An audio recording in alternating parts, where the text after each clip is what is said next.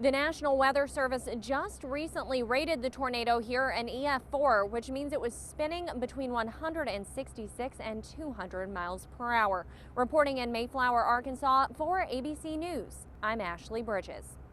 Meteorologists tell us the storm system is spinning in place and could pack another punch to these already devastated communities.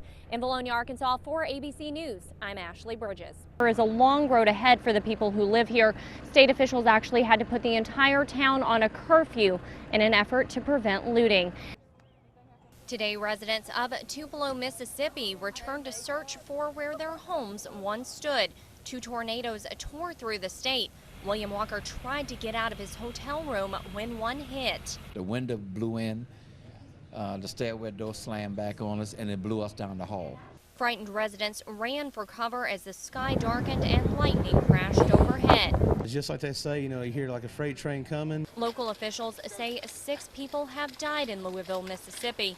Emergency crews continue combing the wreckage of a daycare center, which took a direct hit. It's like 2 tornadoes over there. In neighboring Alabama, similar scenes of shattered neighborhoods and shattered lives. It started coming at us, and then we all, were down on the ground over there, and it just wiped everything out. Back in Bologna, Arkansas, one of the first and worst hit areas. The heart of our town is gone. The community is coming together by getting back to the basics. All these people need to eat. We are a strong town and we're not going anywhere. That food was going down the road to this neighborhood, which is nearly a total loss. One family lost their home and a loved one. A volunteer helped them find these pictures. Family friends say those little things carry a much bigger meaning. You hold on to what you can and just remember to tell people you love that you love them. ABC's Ashley Bridges joins us now live from Bologna, Arkansas. Good morning, Ashley.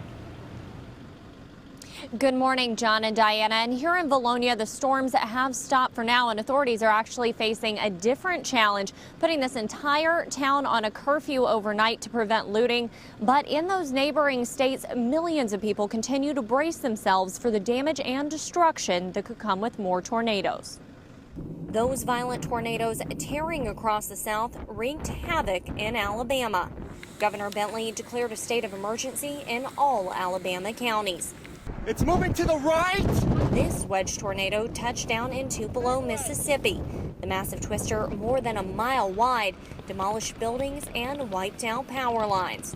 Take a look at this aerial view of destruction in Mayflower, Arkansas.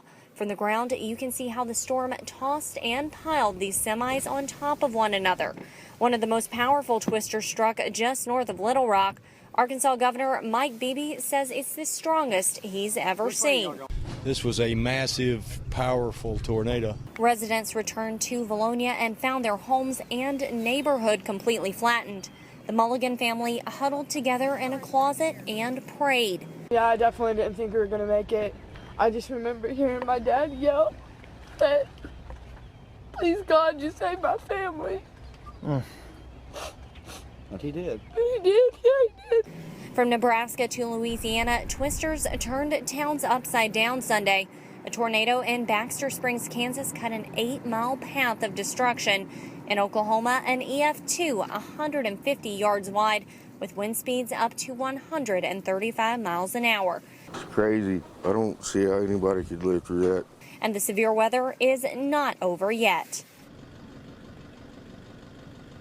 And here authorities tell me they do believe they now have everyone accounted for. But again, in those neighboring states, the death tolls continue to rise as more tornadoes touch down. John and Diana.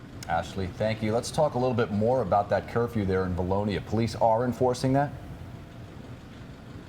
They are. They actually moved everyone, including the media, out of the entire town's perimeter. And they said that actually goes back to 3 years ago when a tornado took a similar path through Bologna. And on top of being devastated by the natural disaster here, people were devastated by tons of looting. So they're just trying to protect those homeowners from being re-victimized. Ashley, when these kinds of things happen, the first things that we hear are stories of courage. Are there any that you can share with us this morning?